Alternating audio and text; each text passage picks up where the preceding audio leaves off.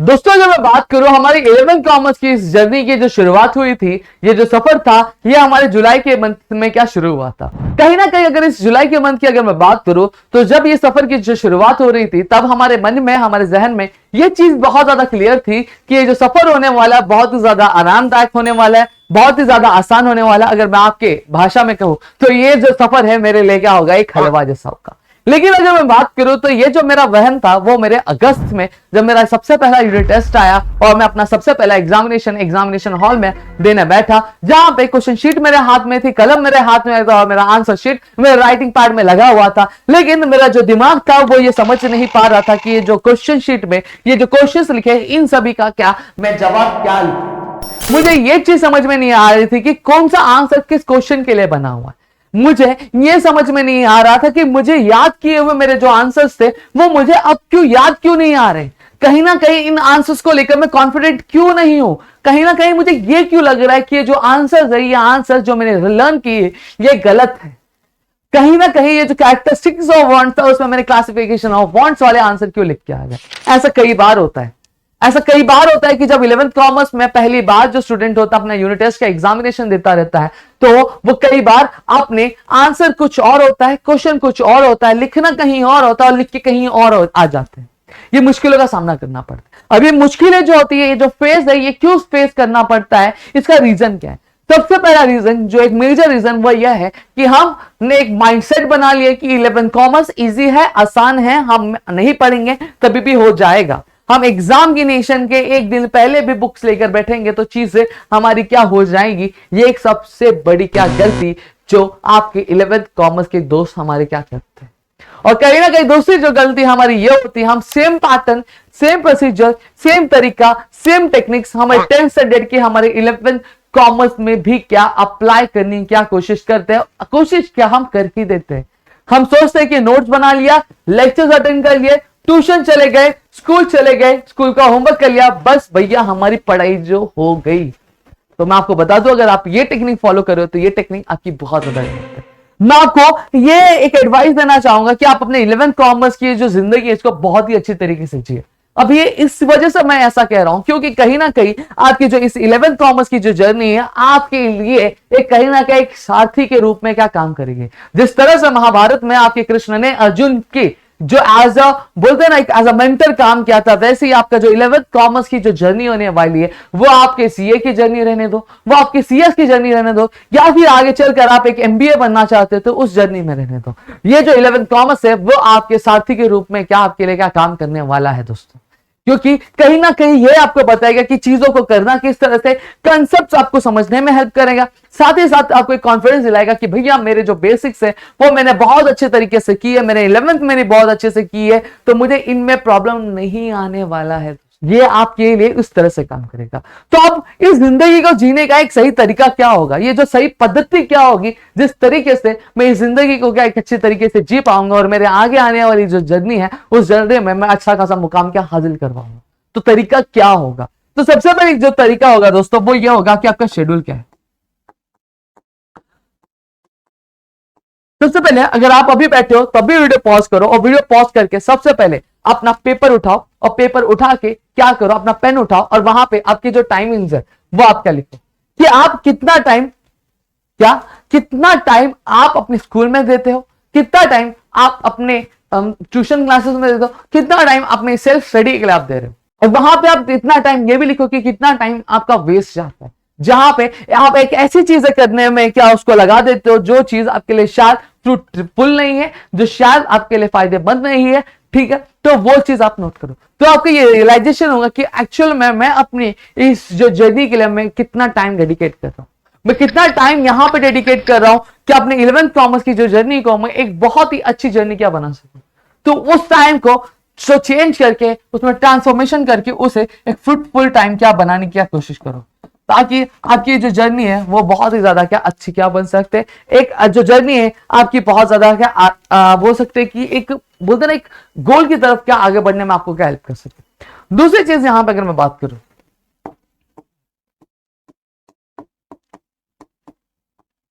Self study, यहां पे अब आपका जो दूसरा चीज है वो आपको सेल्फ स्टडी करना है। सेल्फ स्टडी मतलब क्या, स्कूल जा रहे हो ठीक है अच्छी बात है, जाना चाहिए, ट्यूशन जा रहे, अच्छी बात है, जाना चाहिए। वीडियो लेक्चर्स देख रहे यूट्यूब पे, अच्छी बात है, देखना चाहिए, मना नहीं है।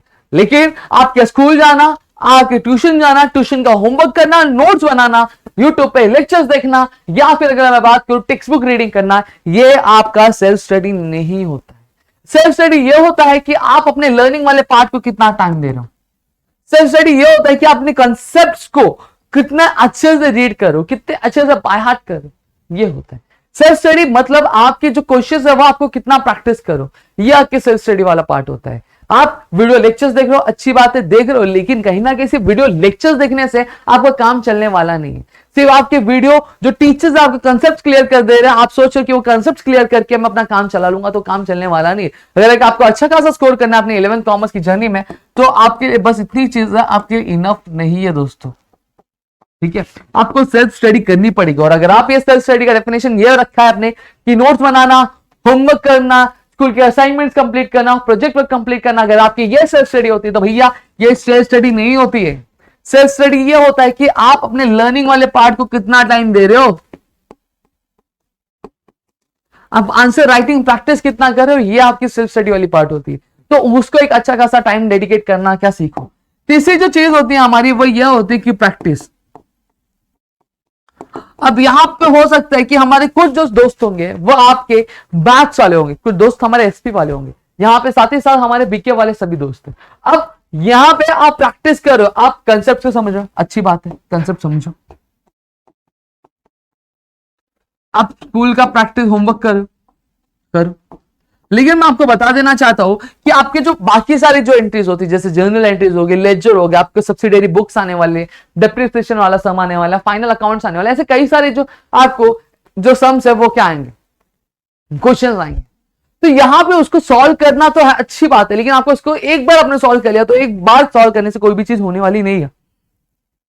समझना, आप जिंदगी में एक ही बार खाना खाते हो नहीं, आप उसको क्या हर एक इंटरवल के टाइम पे आपको भूख लगती है, और वो भूख लगने पर आपको क्या खाना खाना पड़ता है, आपको शरीर को रिक्वायरमेंट पड़ती है। उसी तरह से आपका दिमाग कि अगर आप ये चाहते हो कि ये जो क्वेश्चन है मेरे दिमाग में बहुत ही अच्छे तरीके से बैठ जाना चाहिए, आज चीजें मुझे आनी चाहिए, इससे रिलेटेड कोई भी प्रॉब्लम मुझे सॉल्व करना आना चाहिए, तो उसके लिए दोस्तों आपको जो है बार बार प्रैक्टिस करनी पड़ेगी। आपको दिमाग को बताना पड़ेगा कि भैया ये क्वेश्चन है, इसको इस तरह से सॉल्व करना है, इसको सॉल्व करने के ये सारे स्टेप्स होते हैं, ये सारे स्टेप्स जो है मुझे क्या फॉलो करने पड़ेंगे, और जब मैं ये सारे स्टेप्स को फॉलो करूंगा तभी ये जो क्वेश्चन है मेरी तरफ से क्या सॉल्व हो पाएगा, और मैं एक अच्छा खासा क्या स्कोर क्या कर पाऊंगा। दोस्तों समझ में आ रहा है? तो आपको प्रैक्टिस के लिए एक अच्छा खासा टाइम देना पड़ेगा। आप आपकी जो नोटबुक्स बना लो, 2 नोटबुक्स आप अच्छे से बना सकते हो। सबसे पहला नोटबुक आप अपने स्कूल के लिए बना लो, जो भी आपका होगा असाइनमेंट्स एंड ऑल आपके ट्यूशन के लिए, वो आप बना लो। दूसरी जो बुक आपको बनानी है वो ये रहेगी आपकी खुद की प्रैक्टिस बुक,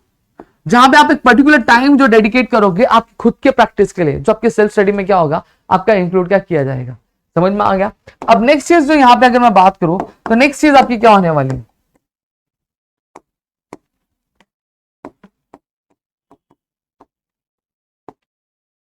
अब यहां पे आप YouTube पे लेक्चर्स देखो, ठीक है, आप लेक्चर्स देखो, कंसेप्ट देखो, कंसेप्ट को समझो, चीजों को समझो, स्टेप्स क्या है, प्रोसीजर क्या है। आप YouTube पे जब कभी भी कोई बीके के लेक्चर्स देख रहे हो या फिर आप मैथ्स के लेक्चर्स देख रहे हो, तो वहां पे आपको करना क्या है, आपको यहां पे अगर बात करूं प्रदीप गिरी कॉमर्स अकेडमी पे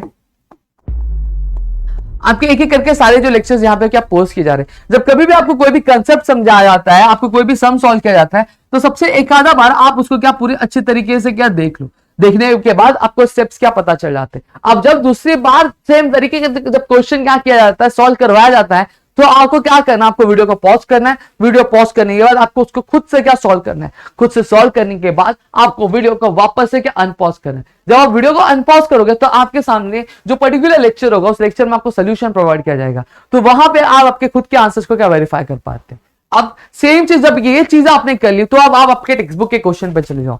टेक्स्ट बुक में जितने भी आपके क्वेश्चंस दिए गए उन क्वेश्चंस को क्या सॉल्व करने की कोशिश करो, और जहां पे आप अटकोगे तो कहीं ना कहीं ये जो प्रैक्टिस आपने यहां पे की है ये आपको हेल्प आउट करेंगे कि मुझे आगे क्या स्टेप्स लेने हैं, क्या चीजें फॉर्म करनी, किस तरह से परफॉर्म करना है, ये आपको मिलने में क्या हेल्प करेगा। समझ में आ गया? अब नेक्स्ट चीज अगर मैं यहां पे बात करूं तो आपका होता है जो 5वीं चीज है वो आपका रिविजन हो।